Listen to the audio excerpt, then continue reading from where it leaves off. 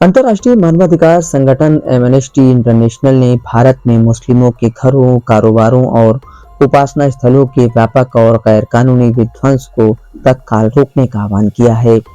Report के मुताबिक संगठन ने बुधवार को दी रिपोर्ट है, if you speak up your house will be demolished, bulldozer injustice in India, यानी अगर आप आवाज उठाएंगे तो आपका घर गिरा दिया जाएगा भारत में बुलडोजर अन्याय। और दूसरी, अनअर्थिंग accountability, JCB's role and responsibility in bulldozer injustice in India, यानी भारत के बुलडोजर अन्याय में JCB की भूमिका और जिम्मेदारी जारी की है। रिपोर्ट में भारत के कम से कम 5 राज्यों में JCB ब्रांड के बुलडोजर का इस्तेमाल करके मुस्लिम स्वामित्व वाली संपत्तियों को सजा के तौर पर ध्वस्त करने की कार्रवाइयों को दर्ज करते हुए इसे अल्पसंख्यक समुदाय के खिलाफ घृणा अभियान कहा गया है।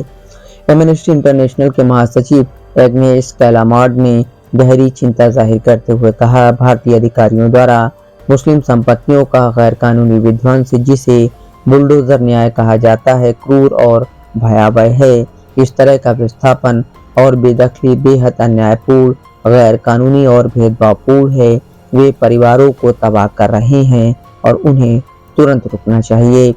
संगठन ने एक प्रेस नोट जारी करते हुए सरकार से आग्रह किया कि वह न्यायोत्तर सजा के तौर पर लोगों के घरों को ढहाने के चलन को तुरंत रोकें और सुनिश्चित करें कि जबरन बेदखली के चलते कोई भी बेघर न हो। साथ ही संगठन ने कहा कि विध्वंस कार्रवाइयों से प्रभावित सभी लोगों को पर्याप्त मुआवजा दिया जाए। एमनेस्टी की पड़ताल के मुताबिक अप्रैल और जून 2022 के बीच 5 राज्यों में सरकारी अधिकारियों ने सांप्रदायिक हिंसा या भेदभाव के खिलाफ विरोध प्रदर्शन के बाद सदा तौर पर ध्वस्तीकरण की कार्रवाई की।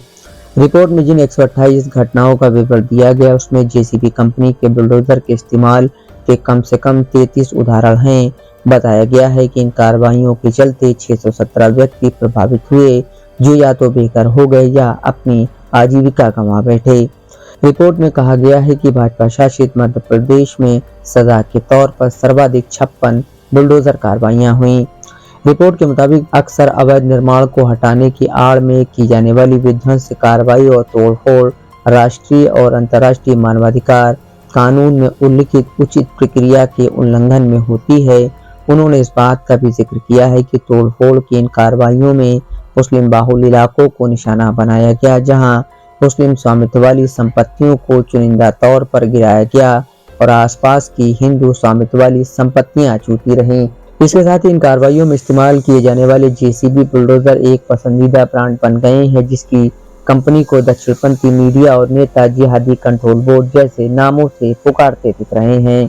एमनेस्टी इंटरनेशनल ने पहले इस मामले को लेकर JCB को लिखा था। जवाब में कंपनी के प्रवक्ता ने कहा कि उनके उत्पादों का इस्तेमाल कैसे किया जाता है, इस पर उनका कोई नियंत्रण या जिम्मेदारी नहीं है।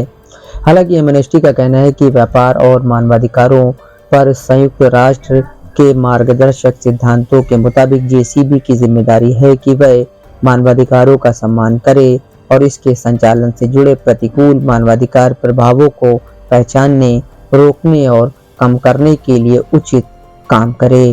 Bureau report, Dastak live news.